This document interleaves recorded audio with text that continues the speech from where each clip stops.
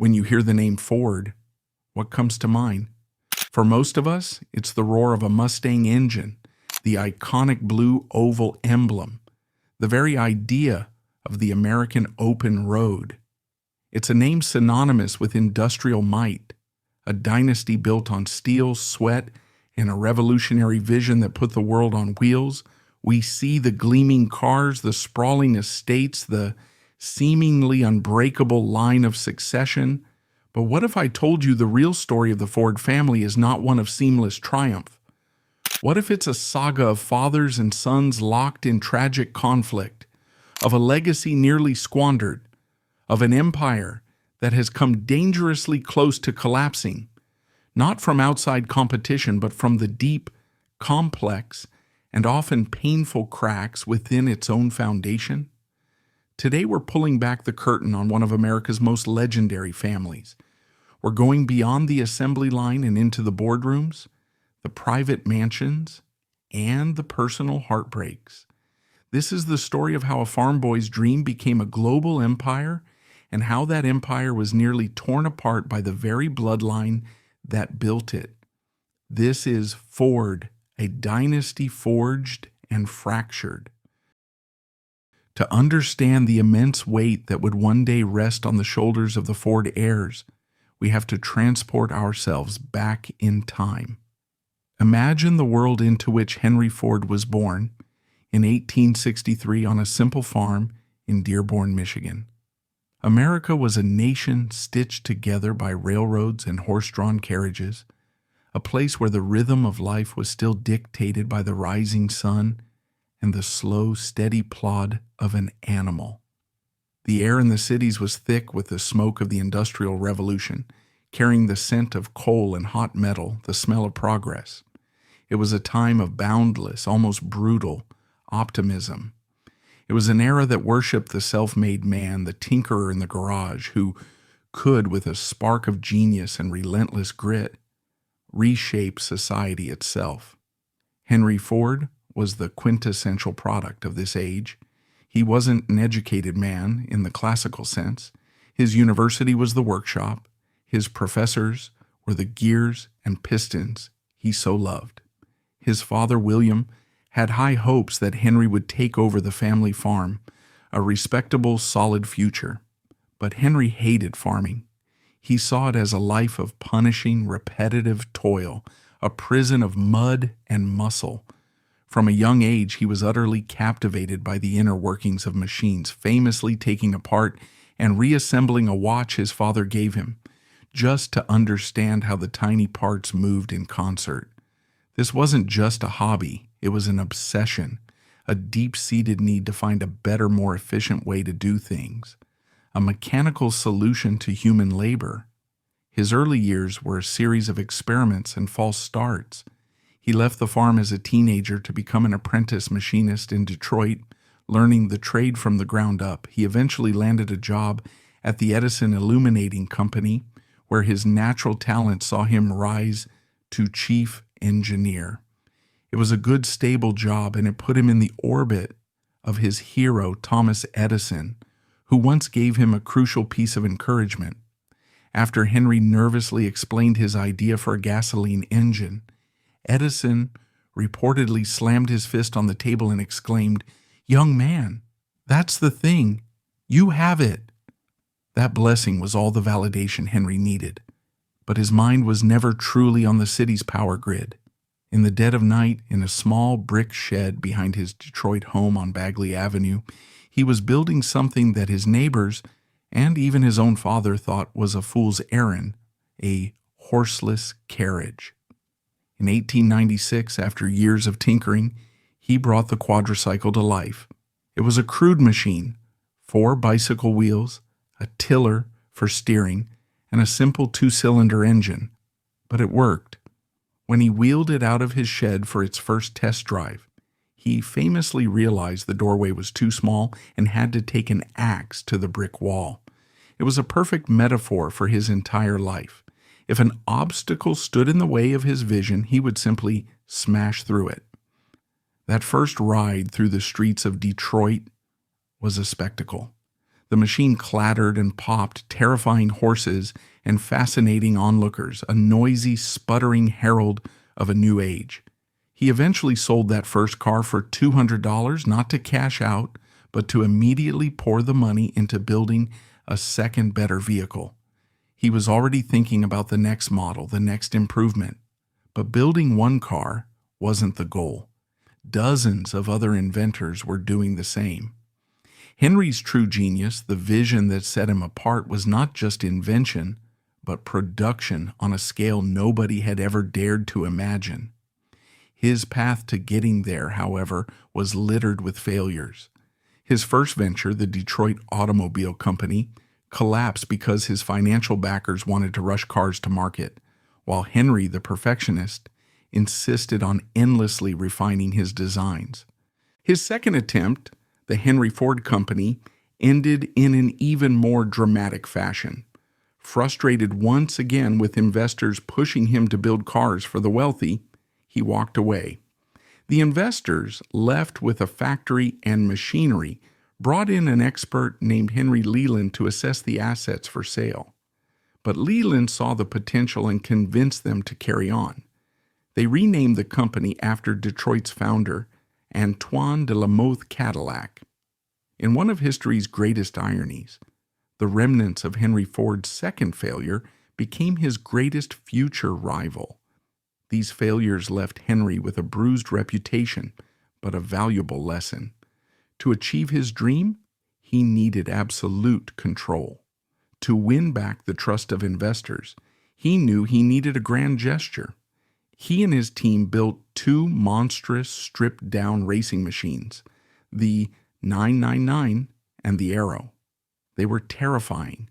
No bodywork, no hood, just a massive engine on a frame. Ford himself was too scared to drive it at speed, so he found a daredevil bicycle racer named Barney Oldfield, who had never driven an automobile in his life, learned on the spot and, in a cloud of dust and glory, won a high-stakes race against the most famous driver of the day. The victory made Henry Ford a local hero and gave him the credibility he needed to attract a new set of backers for one last try. This time, he made his terms clear. He would be in charge of the engineering. He dreamed of a car that wasn't a luxury toy for the elite, but a practical tool for the common man, the farmer, the doctor, the factory worker. "I will build a motor car for the great multitude," he declared. "It will be large enough for the family, but small enough for the individual to run and care for. But it will be so low in price that no man making a good salary will be unable to own one." After securing new investors who were willing to bet on his vision, he founded the Ford Motor Company in 1903. In those early precarious years, he relied heavily on outside suppliers, particularly two brilliant machinists, the brothers John and Horace Dodge, who built the engines and chassis for his first cars. This is where his unyielding, often tyrannical determination truly took hold.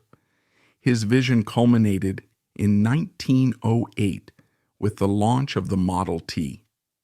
Affectionately nicknamed the Tin Lizzie, it wasn't beautiful, but it was the perfect machine for its time. Built with lightweight, durable vanadium steel, it could handle the rutted, muddy tracks that passed for a highway system in those days. Its high ground clearance meant it could navigate terrain that would strand other cars. And it was so simple that a farmer could fix it in his barn with basic tools. As Henry famously quipped, a customer could have it in any color they wanted, so long as it is black. This wasn't an aesthetic choice, it was about efficiency. Black paint dried the fastest, and in Henry's world, speed was everything. To make his car accessible and to break free from suppliers like the Dodge brothers, he had to revolutionize how it was made. Inspired by the continuous flow processes he saw in flour mills and meatpacking plants, he and his team perfected the moving assembly line at their new Highland Park plant. It was a work of brutal, mesmerizing efficiency. The noise in the factory was deafening, a constant roar of machinery as the bare chassis of a Model T began its journey down the line. Each worker performed one or two simple, repetitive tasks over and over as the car moved past them. The time it took to build a single car plummeted from over 12 hours to just 93 minutes. The price dropped year after year, eventually falling to just $260, the equivalent of a few months' wages for an ordinary worker. Ford hadn't just built a car, he had changed the very landscape of America, creating the suburbs, the road trip, and a new sense of freedom for millions. But the assembly line, for all its genius, was a soul-crushing place to work. The pace was relentless, the tasks monotonous, turning skilled craftsmen into human machines. The social impact was so profound, it was famously satirized by Charlie Chaplin in his film Modern Times. Worker turnover was astronomical, reaching 370% in 1913. The company had to hire over 50,000 men a year just to keep a workforce of 14,000. To solve this, Henry made another shocking move in 1914, the $5 day. At a time when the average factory worker made less than half that, Henry effectively doubled their wages. The world was stunned. The Wall Street Journal called the plan an economic crime. Thousands of desperate men flocked to Detroit, lining up for blocks in the bitter Michigan winter, hoping for a chance at this life-changing wage. But it wasn't just benevolence, it was brilliant business. It reduced turnover, stabilized his workforce, and most ingeniously, it created a new middle class of workers who could now afford to buy the very cars they were building. Henry Ford wasn't just selling cars, he was building a consumer society with his own employees as the foundation. But behind this image of the benevolent industrialist was a much more complex and darker figure. The $5 day came with strings attached. Henry established a sociological department, which employed investigators to visit workers' homes to ensure they were living moral lives. These agents, armed with notebooks, would ask intrusive questions. Was the house clean? Were you sending money home to your family in the old country? Was there any evidence of alcohol? If a worker's private life didn't meet Henry Ford's rigid puritanical standards, their bonus pay, which made up half of the $5 wage, could be revoked. It was a level of corporate paternalism that was deeply controlling, a reflection of his desire to engineer not just machines, but men. His personality was a tapestry of contradictions. He was a committed pacifist who, during World War I, financed a peace ship to sail to Europe in a naive attempt to stop the war, an act that earned him ridicule. Yet during World War II, his company became a cornerstone of the arsenal of democracy, churning out bombers at the astonishing rate of 1 per hour. His hubris led him to sink millions into a fantastical project called Fordlandia, a massive prefabricated American town and rubber plantation in the middle of the Amazon jungle. It was meant to break the British monopoly on rubber, but it was a catastrophic failure, defeated by leaf blight, cultural clashes, and Ford's stubborn refusal to listen to experts. He was a folk hero to millions, but he was also deeply, virulently anti-Semitic. He purchased a local newspaper, the Dearborn Independent, and used it to publish a series of articles known as The International Jew, the World's Foremost Problem, a hateful screed that was admired by and even influenced Adolf Hitler. And at the center of his personal world was his family. He was married to Clara Jane Bryant, a steady, supportive woman who believed in his dream from the very beginning. She was his anchor, often the only person who could soothe his temper or gently guide his thinking. She was the quiet, essential partner in his monumental success. But his relationship with their only child, their sole heir, was destined to become the foundational tragedy of the Ford dynasty. This son was Edsel Ford, a boy born in the shadow of a giant who would spend his entire life trying to escape it. Edsel Bryant Ford, born in 1893, was nothing like his father. Where Henry was a gruff, hands-on mechanic who distrusted intellectuals and high society, Edsel was a gentle, cultured, and sensitive soul with a profound appreciation for art and design. While Henry often looked like he was just a step away from the factory floor, Edsel was known for his impeccable custom-tailored suits and his quiet, thoughtful demeanor. He was raised not in a workshop, but in a world of immense privilege, and he wore that privilege with an unassuming grace. He attended private schools, developed a refined taste, and moved with an easy elegance through the elite circles of Detroit, earning the respect of the very people his father often publicly scorned. This difference went to the very core of how they saw the world and the automobile. For Henry, a car was a tool, a piece of rugged machinery to serve a purpose. For Edsel, a car could be something more, an object of beauty, an expression of personal style. He became a significant patron of the arts, helping to fund the Detroit Institute of Arts, and amassing a personal collection that included works by Van Gogh and Cézanne. His magnificent home was a testament to this, a carefully curated world of aesthetic perfection.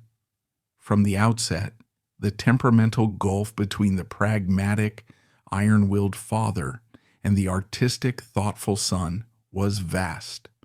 But more tragically, it was seemingly unbridgeable because in Henry's eyes, his son's refinement wasn't a different kind of strength, but a form of weakness. Henry, in his own rigid and often clumsy way, loved his son. He groomed him from childhood to take over the empire, making him president of the Ford Motor Company in 1919 at the tender age of 25. On the surface, it was the ultimate transfer of power, a father anointing his heir. In reality, it was a hollow crown. Henry retained absolute control, treating the title of president as little more than a ceremonial honor. He never fully retired, never fully let go. Perhaps he thought he was toughening the boy up, testing his mettle for a ruthless world, but the methods were relentlessly cruel. He would hover over Edsel like a hawk, second-guessing his decisions, publicly belittling his ideas, and systematically undermining his authority. He would walk onto the factory floor and give counter-orders to foremen, leaving them in the impossible position of choosing who to obey. He would deliberately create competing lines of command, giving one executive an order, and then giving a subordinate a conflicting one, creating a state of constant chaos that only he could resolve. It was a continuous test of loyalty, and it left Edsel, the supposed president, twisting in the wind.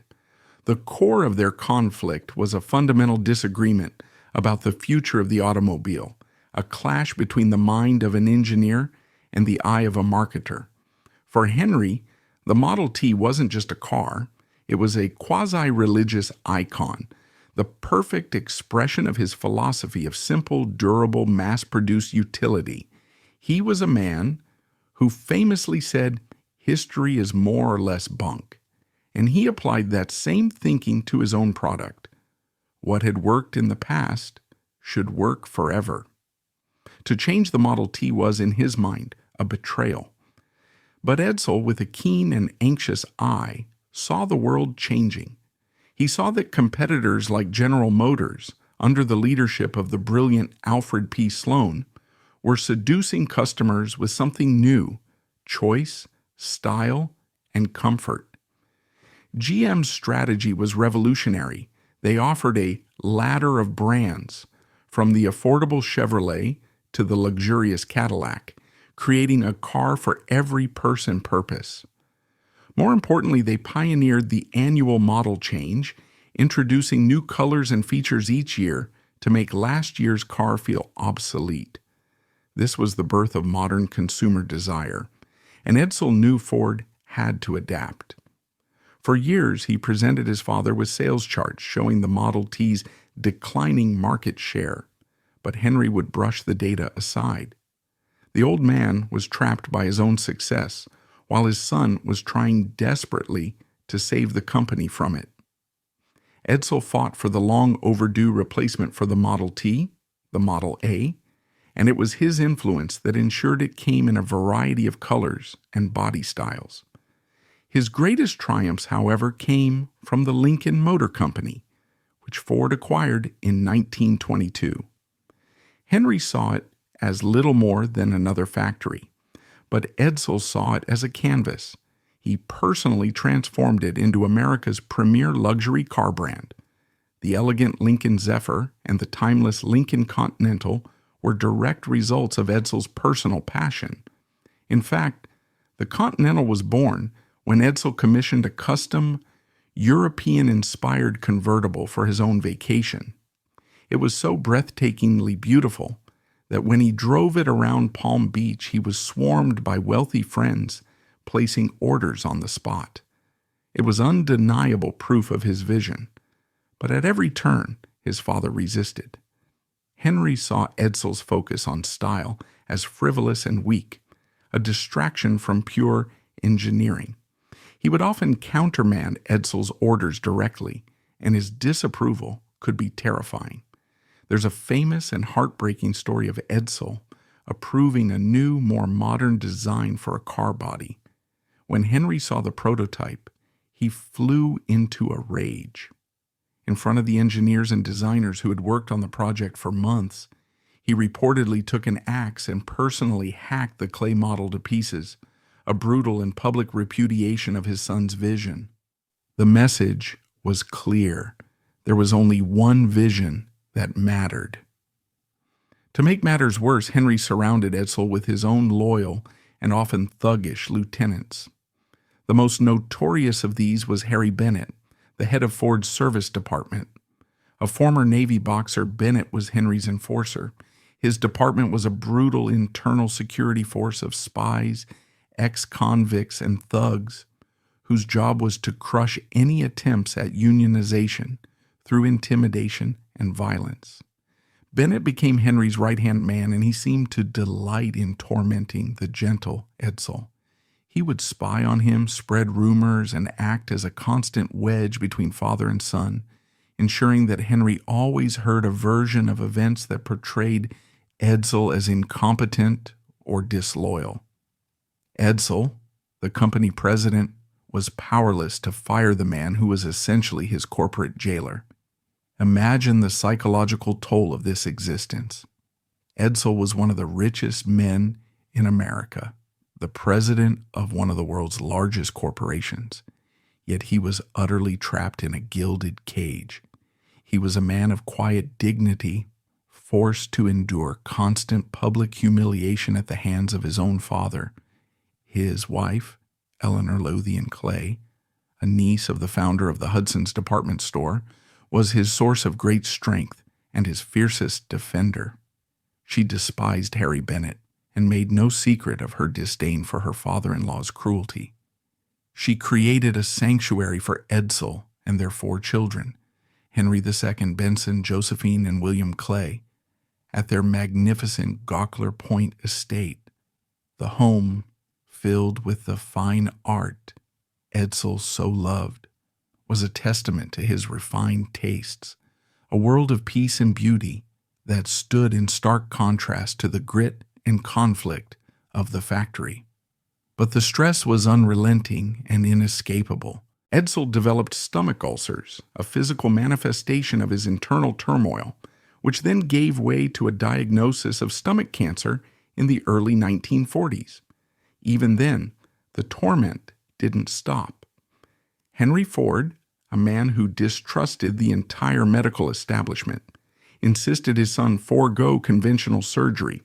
Instead, he put Edsel in the hands of a company quack, subjecting him to bizarre diets of soybeans, unpasteurized milk, and vegetable juices, therapies utterly useless against his advanced disease.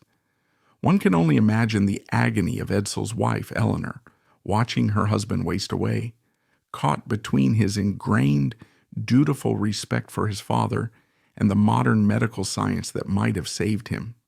But EDSEL, ever the dutiful son, tragically submitted to his father's will even as his own body failed him. His health deteriorated rapidly. He passed away in May of 1943 at the age of just 49. His death was a profound tragedy, not just for his family, but for the Ford Motor Company.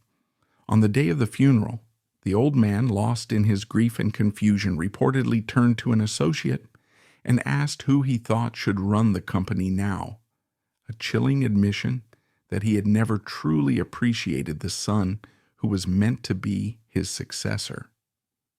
EDSEL was the bridge to the modern world that the company desperately needed, and his voice had been silenced. His passing left a catastrophic power vacuum. The old titan, Henry Ford, now nearly 80 years old and increasingly lost to senility, was once again in charge, with the thuggish Harry Bennett as his puppet master. The company he had built began to crumble under their erratic rule. Production schedules became chaotic, decisions were made and reversed on a whim, and the entire enterprise was hemorrhaging money, an estimated $10 million a month, in the midst of a world war. The Ford dynasty was on the brink of collapse. The fate of the empire now fell to a third generation. For EDSEL's children, this wasn't just a corporate crisis. They had just watched their gentle, brilliant father be consumed by a legacy that should have been his triumph. Saving the company was no longer just about business. It was about honoring his memory and undoing the damage wrought by the grandfather who had broken his heart. With EDSEL gone and old Henry back at the helm, the Ford Motor Company entered its darkest period.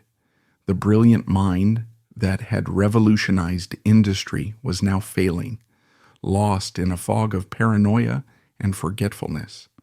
The company, once the model of efficiency, was a chaotic mess. It was technologically backward, still using mechanical brakes years after competitors had switched to superior hydraulic systems.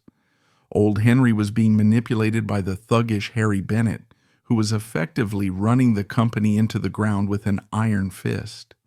The U.S. government, relying on Ford's massive Willow Run plant for wartime bomber production, grew so concerned that Secretary of War Henry Stimson himself considered a federal takeover. The situation was dire. The salvation of the Ford empire would come from an unlikely source: EDSEL's eldest son, Henry Ford II. Born in 1917 and known to the family as Hank, he was a young man serving in the Navy when his father died. He had no real business experience and was known more for his affable, pleasure-loving nature than for any sharp corporate instincts. But the crisis forced him to grow up fast. The driving forces behind his ascent were the two formidable women in his life, his grandmother, Clara Ford, and his recently widowed mother, Eleanor. Eleanor, fiercely protective of her late husband's legacy, refused to see it destroyed by the man who had tormented him. Clara, the woman who had stood by Henry from the very beginning, knew the man she loved was gone, replaced by a confused tyrant. In a dramatic confrontation, they staged what amounted to a boardroom coup.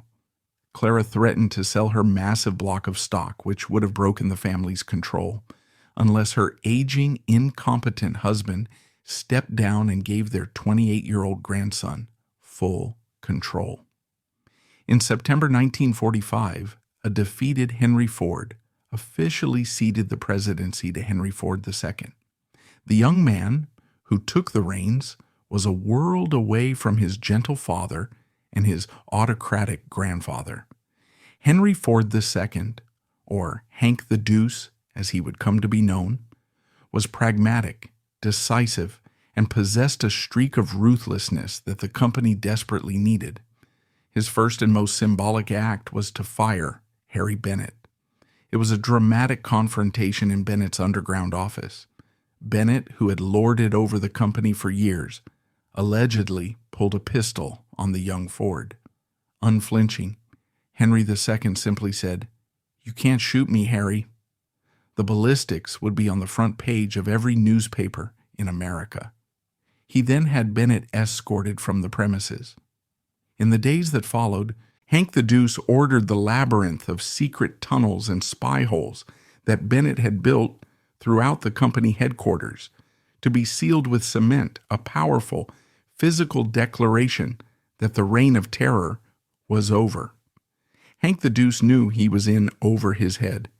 The company was an organizational disaster with no clear accounting, no cost controls, and a culture of fear. In a move of brilliant humility, he sought outside help. He famously hired a group of 10 brilliant young former U.S. Army Air Forces officers who had used statistical analysis to bring efficiency to the war effort. This group, led by Tex Thornton and including a future Ford president and Secretary of Defense Robert McNamara, became known as the Whiz Kids. They had been shopping themselves around as a package management team, and the desperate Ford Motor Company was the one to take the gamble. They descended upon the company and completely remade it, implementing modern financial controls, strategic planning, and a rational organizational structure. It was a total rejection of old Henry's intuition-based one-man rule style of management. Under Henry II's leadership, Ford roared back to life. He oversaw a period of immense growth and innovation, guided by a keen sense of the new American consumer.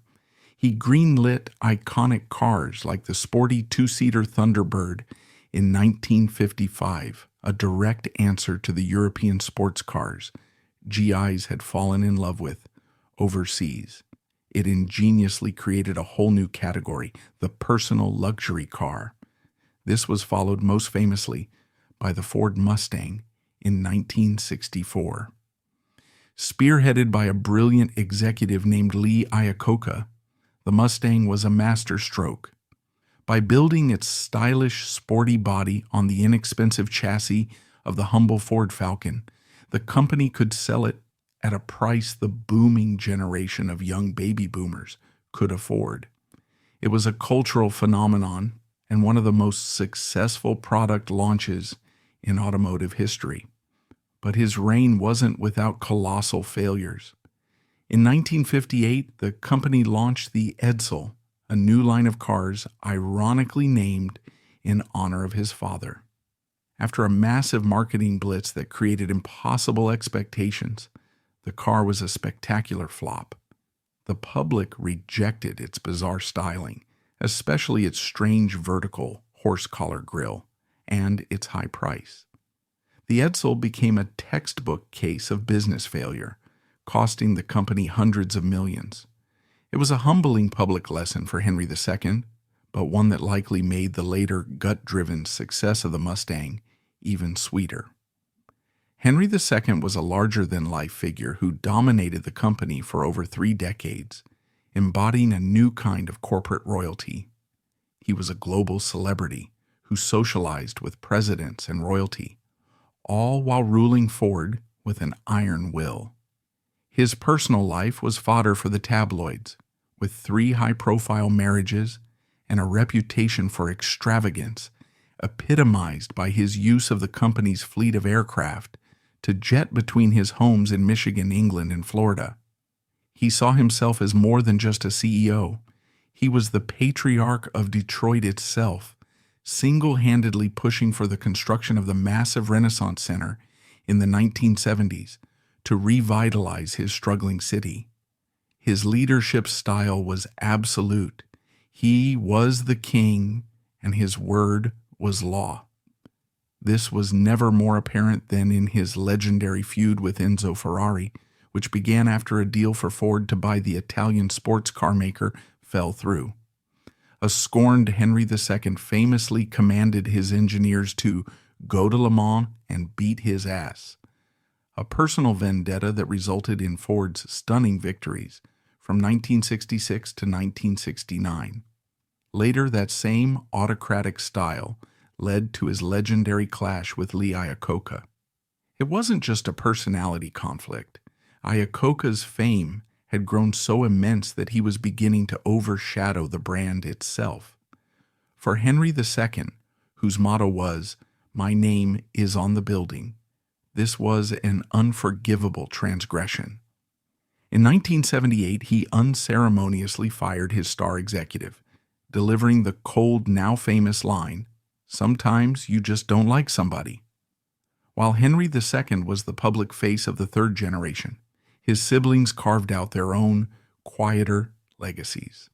Benson Ford Sr., the second son, was a dedicated company man. He served for a time as the head of the Lincoln Mercury division and was known for having a solid, approachable relationship with the company's vast network of dealers. But he was ultimately overshadowed by his brother's commanding presence.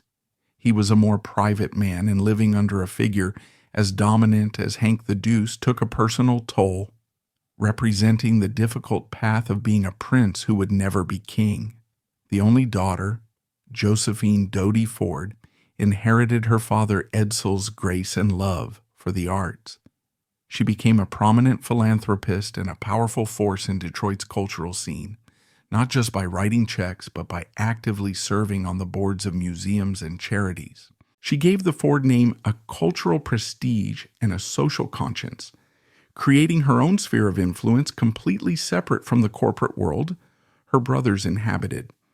The youngest son, William Clay Ford Sr., would prove to be the most enduring link to the company's governance, spending over 50 years on its board as a stabilizing influence. He also deeply inherited his father Edsel's eye for design. In the mid-1950s, he championed the creation of the stunningly elegant Lincoln Continental Mark II. This was his passion project, a car built to the highest possible standard of luxury, with a price tag so high the company actually lost money on every single one they sold. It wasn't about profit, it was a statement, a tribute to his father's spirit, and proof that the Ford name could still stand for unparalleled quality. William Clay Ford Sr. also made two other decisions with lasting impact. In 1963, he purchased the Detroit Lions NFL team, an act of civic pride and a personal passion that he would stick with for the rest of his life. And he married Martha Park Firestone, granddaughter of the founder of the Firestone Tire and Rubber Company. This was more than just a monumental union of two of America's greatest industrial fortunes. Their long and stable marriage provided a dignified center of gravity for a family often rocked by public scandal. The third generation had done the impossible. They had inherited a crumbling empire on the verge of ruin, and through a combination of ruthless leadership, brilliant management, and sheer will, had rebuilt it into a global powerhouse.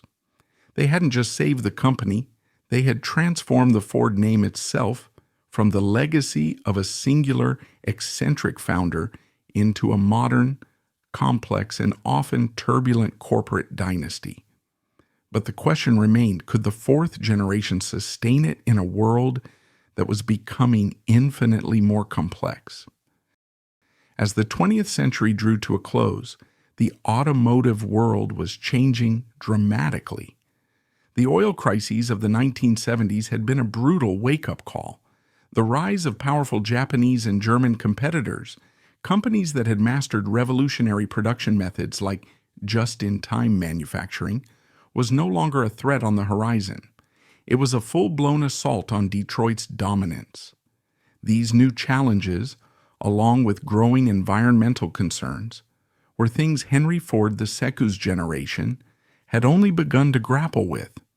The fourth generation of the Ford family inherited a company that was once again facing immense pressure, not just from the outside, but from within.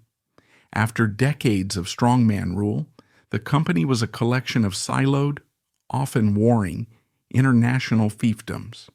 The era of the all-powerful auto baron was over. The new leaders would need a different set of skills: diplomacy, a global perspective, and a vision for a future beyond the internal combustion engine. Stepping into this new landscape was William Clay Bill Ford Jr., the son of William Clay Ford Sr. and Martha Firestone. Born in 1957, he was, in many ways, the antithesis of his powerful uncle, Hank the Deuce. Where Henry II was an old-school industrialist, Bill Jr. was a thoughtful, modern leader. An avid outdoorsman and fly fisherman, he developed a deep and early passion for environmentalism, a conviction born from his love of nature, not from a marketing report. It was a position that often made him alone and sometimes dismissed voice in the boardrooms of 1980s Detroit.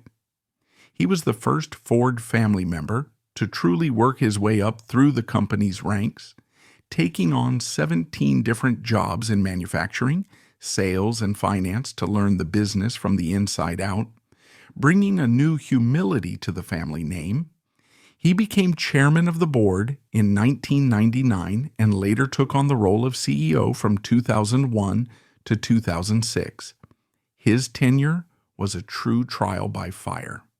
He inherited a company struggling with quality issues, bloated costs, and a product lineup that was falling behind the competition. Almost immediately, he was thrown into one of the biggest corporate crises of the decade, the Firestone tire controversy. A series of deadly rollovers involving Ford Explorers created a public relations nightmare and a legal firestorm. The crisis bitterly pitted the Ford Motor Company against the Firestone Tire Company, creating an almost Shakespearean drama, as Bill Ford Jr.'s own mother was a Firestone.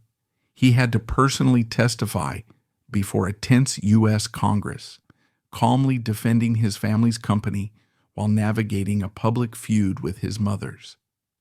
The ordeal ended only when he made the painful decision for Ford to initiate a massive recall, permanently severing the century-long business relationship between the two industrial giants. Amidst this chaos, he still pushed relentlessly for sustainability, championing hybrid vehicles like the Ford Escape Hybrid, the first American-made hybrid SUV. But his greatest test and his defining moment came in the lead-up to the global financial crisis of 2008. Recognizing the company needed a dramatic operational turnaround, that he might not be the best person to lead day-to-day, Bill Ford Jr. made a decision of incredible courage and humility. He stepped back from the CEO role he had fought so hard for. He led the search for an outsider, recruiting Alan Mulally, an executive from Boeing. When asked why an airplane guy thought he could run a car company, Mulally reportedly gave a simple, brilliant answer. An automobile has 10,000 moving parts, but a Boeing 777 has 4 million, and they all have to work. Bill Ford Jr. knew he had his man. Together they devised the One Ford plan to unify the company's warring global divisions. And in a move of incredible foresight made just before the crisis hit, Bill Ford Jr.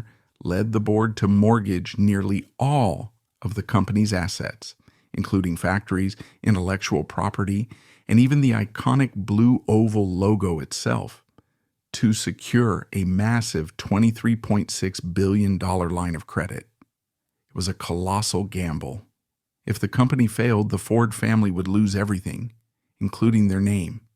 But the gamble paid off.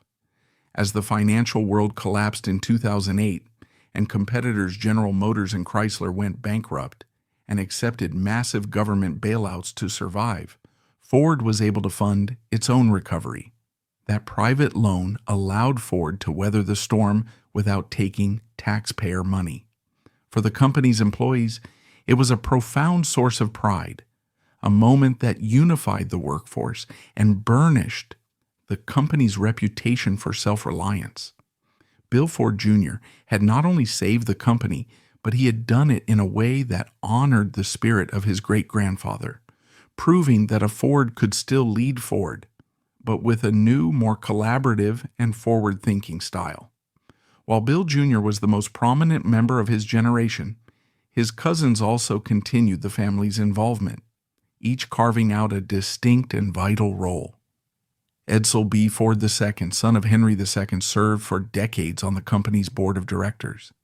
He became the family's essential ambassador and keeper of the flame, a constant and visible presence at dealer conventions and racing events.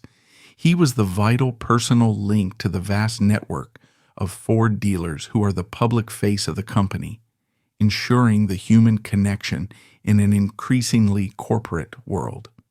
Meanwhile, his cousin Elena A. Ford, granddaughter of Henry II, shattered a significant glass ceiling. After working her way up through the ranks and proving her tenacity in a male-dominated industry, she became the first female Ford family member, named a vice president. In her role as Chief Customer Experience Officer, she has focused on modernizing the relationship between Ford and its customers. It's a direct evolution of the founder's original obsession with the average person, updated for an era where the digital experience and the ongoing relationship with the customer are just as important as the vehicle itself. The sports dynasty founded by William Clay Ford Sr. was also passed down. After his death, his daughter Sheila Ford Hamp took over as the principal owner and chair of the Detroit Lions. She embraced the immense challenge of trying to turn around a team famous for its long and painful history of losing. Showing the same decisive leadership that has marked her family for generations, she made bold changes to the team's management, moves that have recently culminated in the team's dramatic resurgence into a playoff contender. Her task mirrors what her family has repeatedly done with the car company: rebuild a beloved institution in the face of intense public scrutiny. This fourth generation has navigated some of the most turbulent waters in the company's history. They have dealt with economic crises, technological disruption, and the constant pressure of living up to their legendary name. In doing so, they redefined what family control means. It was no longer about the absolute personal power of the past, but about a modern form of stewardship, a recognition that their name and their controlling stock represented a profound responsibility to their employees, their customers, and their community. But as they begin to pass the torch, all eyes are now on the fifth generation, the young heirs, who will have to define what the name Ford means in the 21st century and beyond. The automotive industry is now in the midst of its most profound and chaotic transformation since the invention of the moving assembly line itself. This is not a gentle evolution. It is a violent existential upheaval. The familiar visceral roar of the internal combustion engine, a sound that has defined freedom and power for over a century, is slowly being replaced by the silent, immediate torque of electric motors. The very language of performance is being rewritten. For generations, the metrics were horsepower, torque, and cubic inches. Now the conversation is about kilowatt hours, processing power, battery chemistry, and over-the-air updates. The car is no longer just a machine. It is rapidly becoming a sophisticated, connected, rolling supercomputer. This isn't merely a technological shift, it's a cultural one, and it strikes at the very heart of a company like Ford. An institution built on the mastery of metal-bending complex supply chains and mechanical engineering must now learn to excel at software development, user interface design, and data monetization, skills born in Silicon Valley, not Detroit. The competitive landscape has been completely redrawn. For a century, Ford's rivals were predictable: General Motors across town, Chrysler down the road, and later, formidable challengers from Japan and Germany. Today, the most dangerous competitors are entities the original Henry Ford could never have conceived of. There is Tesla, a company that has behaved more like a tech startup than a car maker, rewriting the rules of manufacturing with things like giant gigapresses, while building a cult-like brand through direct-to-consumer sales and the charismatic, if volatile, leadership of its CEO. There are the tech behemoths like Apple and Google, who are not necessarily interested in building the car itself, but in controlling its digital soul, the operating system, the user interface, the navigation, and most importantly, the immensely valuable data that flows from it. To lose control of the dashboard is to risk becoming a mere hardware supplier, a Foxconn on wheels. And now, there is a new wave of hyper-aggressive and innovative competitors emerging from China. Companies like BYD and NIO, who are innovating at a breakneck pace and possess a command of the crucial battery supply chain that Western companies are struggling to match. For the new generation of the Ford family, the challenge is therefore not simply to sustain a legacy. It is to steer a colossal industrial vessel through a revolutionary storm that is redefining the very meaning of transportation. The personal stakes are immense, almost unthinkable. Each preceding generation faced its own existential crisis. Henry Ford.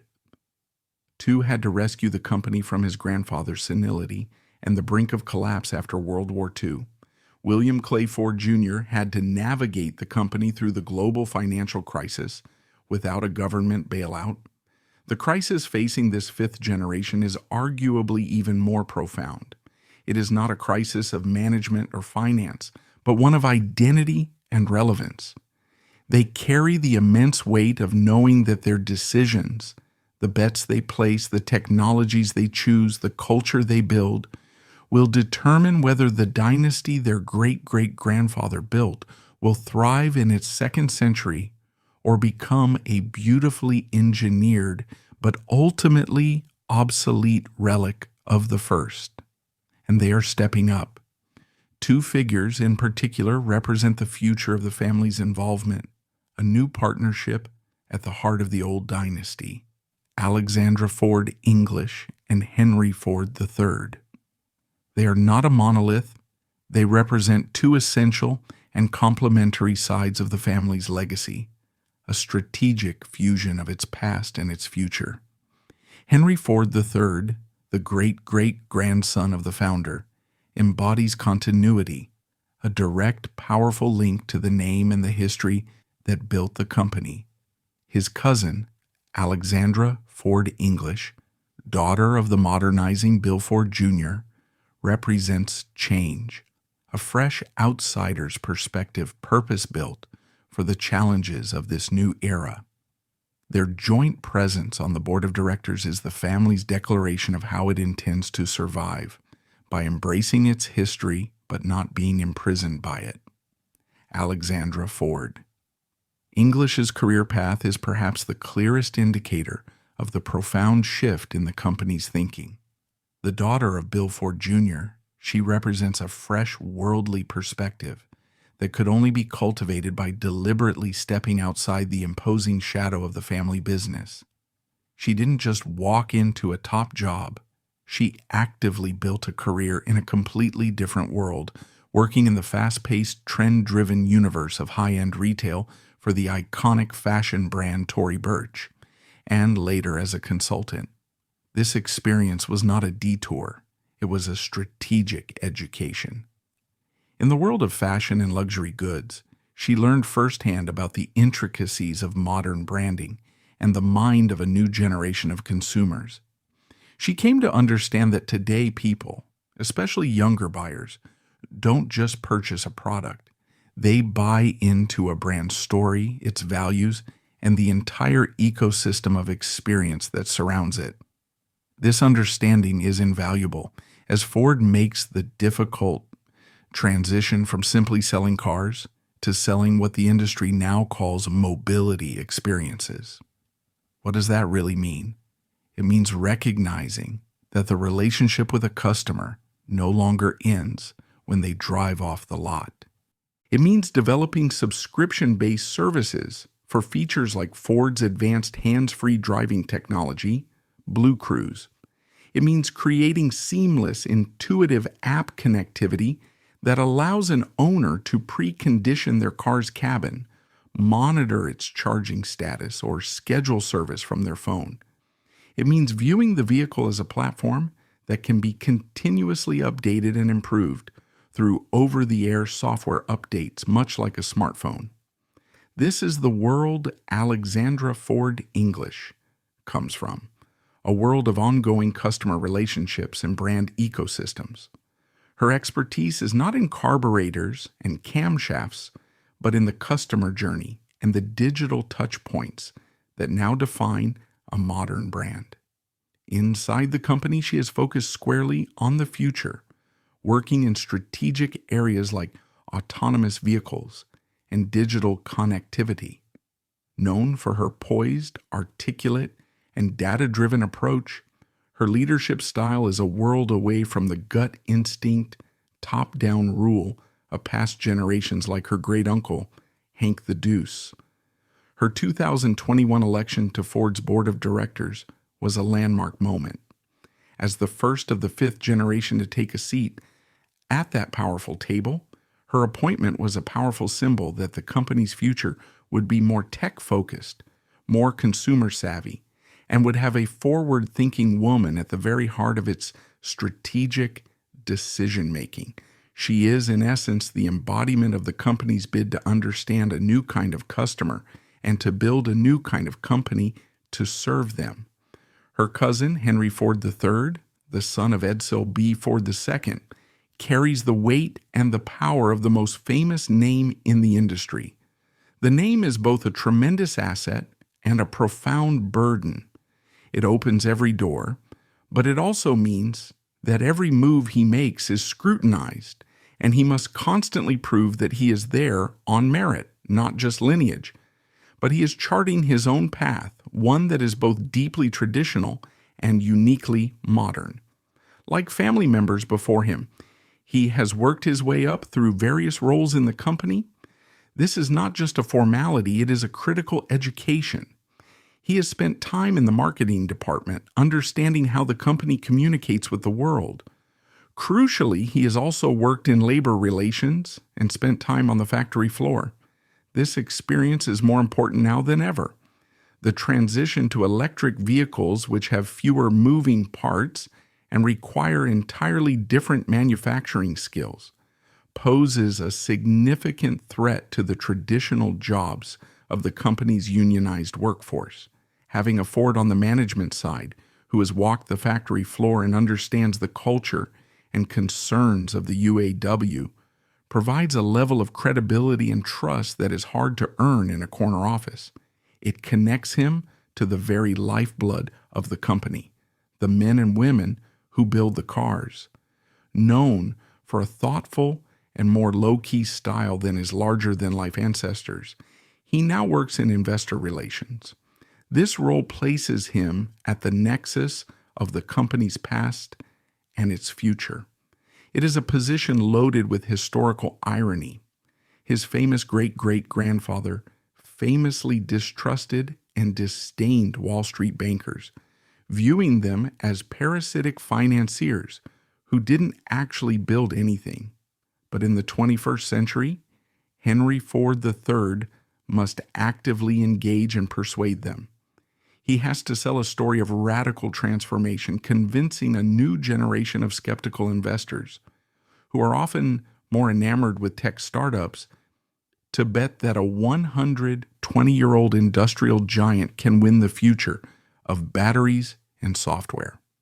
He must articulate a vision where Ford is not a dinosaur, but a legacy company whose immense scale, manufacturing know-how, and iconic brands are actually a decisive advantage in the coming EV wars. His presence is the message. The founding family is stable, committed, and leading the charge. It is a perfect illustration of how the dynasty has had to adapt to survive. His own election to the board of directors in 2021, alongside his cousin, created a powerful, united front for the family's next chapter. The presence of these two fifth-generation members on the board is profoundly significant. In a corporate world often driven by the short-term pressures of quarterly earnings reports and the whims of activist investors, a family-controlled board can be a powerful strategic advantage. It allows the company to think in terms of generations, not just fiscal quarters. It enables the kind of massive decade-long bets on new technologies and factory retooling that a typical CEO with an average tenure of only a few years might be hesitant to make. Alexandra and Henry III provide a long-term memory and a generational perspective that is increasingly rare in modern capitalism. Their presence sends a powerful message to investors, employees, and customers that this is still a family company, one with a soul and one that is playing the long game. Their challenge, however, is immense and fraught with peril. They must perform a delicate and constant balancing act. On one side of the scale is the preservation of a 120-year-old manufacturing heritage. This heritage includes iconic and hugely profitable brands like the F-150 truck and the Mustang, a vast and powerful network of dealerships across the country, and the livelihoods of hundreds of thousands of employees whose skills are rooted in the internal combustion engine. This is the bedrock of the company, the engine that is funding the transition. On the other side of the scale is the urgent need for radical and sometimes painful innovation. They must oversee the building of a tech company culture of speed and agility inside an industrial giant that is by its nature slow and methodical. They must navigate a world where a car is becoming less of a mechanical object and more of a platform for software and services. And they must answer for the sins of the past. The push towards a sustainable all-electric future is not just a business strategy to compete with Tesla.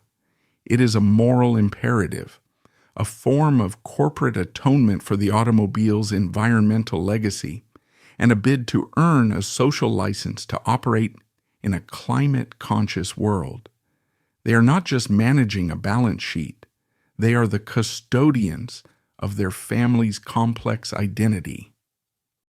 Looking back, the Ford Dynasty is a powerful, poignant reminder that no empire, no matter how great, is immune to the human frailties of its leaders.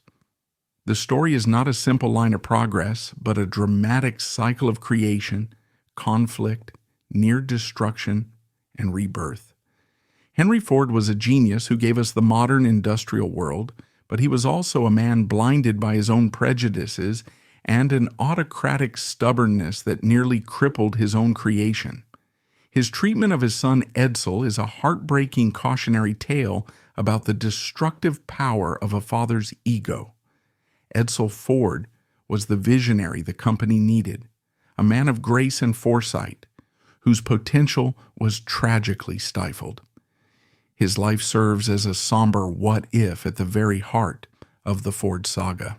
Henry Ford II was the savior, the swaggering monarch who pulled the company back from the abyss. But his reign also demonstrated the inherent dangers of dynastic power, where personal whims could override sound business judgment. And the generations that followed have been locked in a constant, delicate dance, honoring the past while desperately trying to adapt for the future. What can we learn from this century-long family drama? Perhaps it's that a legacy is not a monument, static and unchanging. It is a living, breathing thing that must be fought for, defended, and reinvented by each successive generation. It shows us that behind every great brand name, behind every corporate logo, there are human stories of love, loss, ambition, and conflict. The story of the Ford family is not just about the making of cars. It's about the making of a nation. It's about the complexities of family, the burden of inheritance, and the relentless, unforgiving passage of time. As the fifth generation takes the wheel, they carry with them the ghosts of their ancestors, the genius, the tragedy, the triumphs, and the failures. Their journey is the next chapter in a story that is far from over. Thank you for joining us on this deep dive into the Ford dynasty. It's a story that reminds us that even the most powerful families are, in the end, just that, a family. Let us know your thoughts in the comments below, and don't forget to like and subscribe for more stories that look behind the legends. We'll see you next time.